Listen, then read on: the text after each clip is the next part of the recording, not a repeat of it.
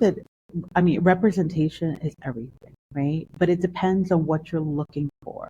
So in growing up, I was in a world where I read books and I wasn't looking for, let's say, per se, Black characters, and Afro-Latina characters were not even was not even a thought in the 70s and 80s.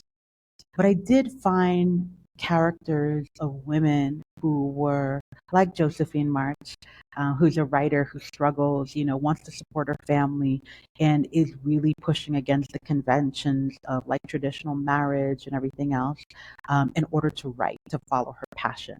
And so for me, I found those characters and it really inspired me because I knew from very young I wanted to write. And that also obviously inspired my love of literature and teaching, right? I'm a professor of writing and of literature, and I've been doing that for the last 25 years.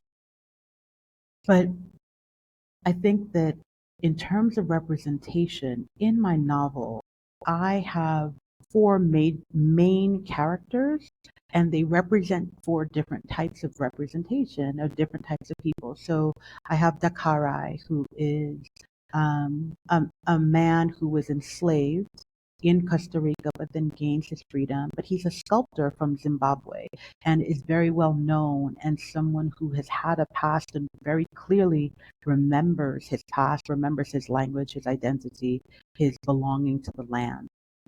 Um, and then his daughter, Jendai, who was born on a slave ship, right? It kills her mother, but she was born on the Middle Passage, and she survives it.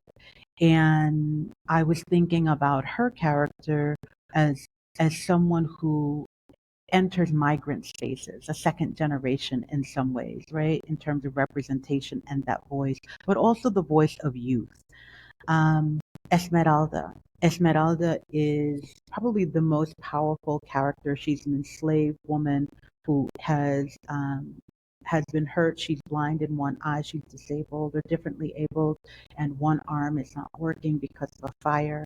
And she belongs to the Catholic Church. She's always been enslaved, and she is the most powerful character because she represents sort of this omniscient eye, and she can move through various spaces, right? I really wanted to think about differently abled and being represented, but also having incredible agency and power, right? And thinking about freedom and thinking about language and moving through spaces and what that means and how Black people move through spaces, seen and unseen.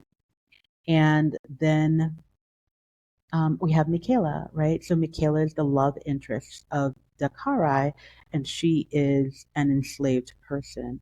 And so I really wanted those mirrors with to show up in various capacities. And so you have an elder, you have a man, you have a youth, you have a Black woman who's enslaved, and all of them are sort of really thinking about the consequences of freedom and enslavement in their own lives and their own identities.